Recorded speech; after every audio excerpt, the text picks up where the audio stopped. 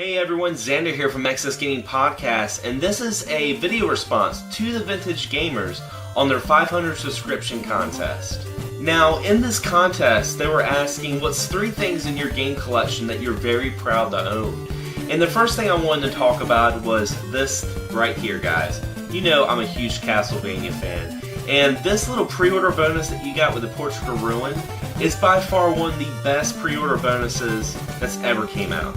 Screw DLC, screw t-shirts, this little envelope right here packed a huge punch. I'm going to show you guys what came in with this 20th anniversary box set. You guys would get like this right here, which is a best of soundtrack, and you would also get a Castlevania stylus for your DS Lite. You'd also get this little gaming tray right here that fit 2 of the Castlevanias that came out at the time, which would be Dawn of Sorrow and Portrait of Ruin. Also, you would get this awesome detailed art book. Now, I absolutely love the art to Castlevania, and just to show you just a quick clip, one of my favorite pictures, this right here, guys.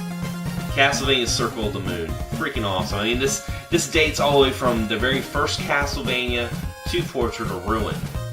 And also, the last thing you would get in this box set, and I thought this was really cool and great for newcomers of the series, is you would get this Portrait of Ruin, oh, it's upside down, Portrait of Ruin poster, but also on the back would be a complete timeline of the Castlevania canon.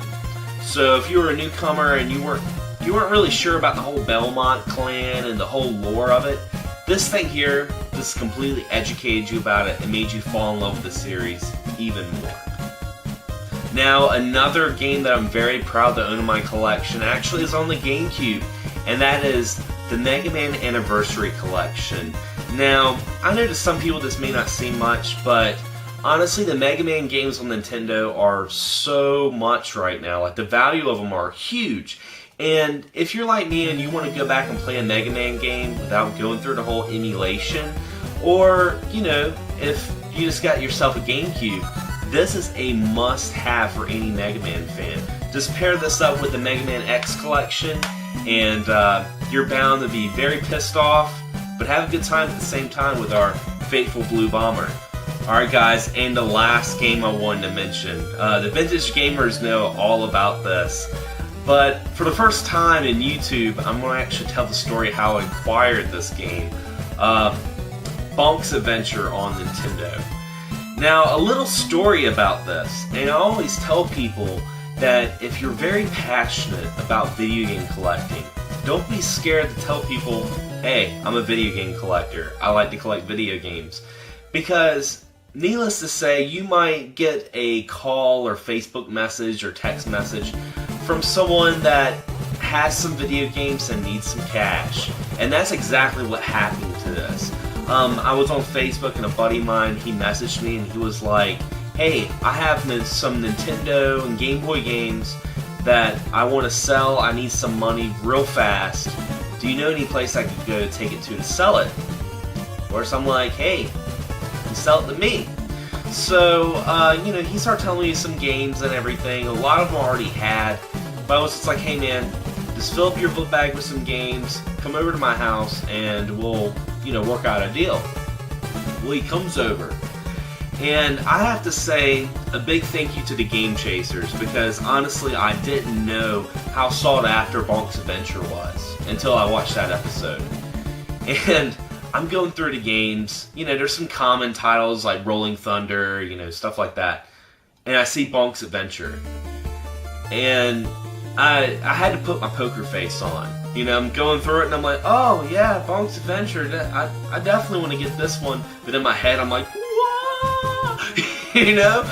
And needless to say, I bought about 20-25 games from them. And here's the kicker, guys. I bought all these games for about $40. So I got Bonk's Adventure very, very cheap. And yeah, was it kind of sneaky? Yeah.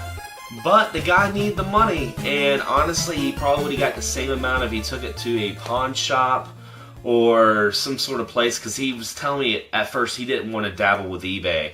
So that's just the way game chasing goes. So anyway guys, that's my video response to Vintage Gamers. Definitely check these guys out if you haven't already. I'll put a link right here below so you can check their channel out.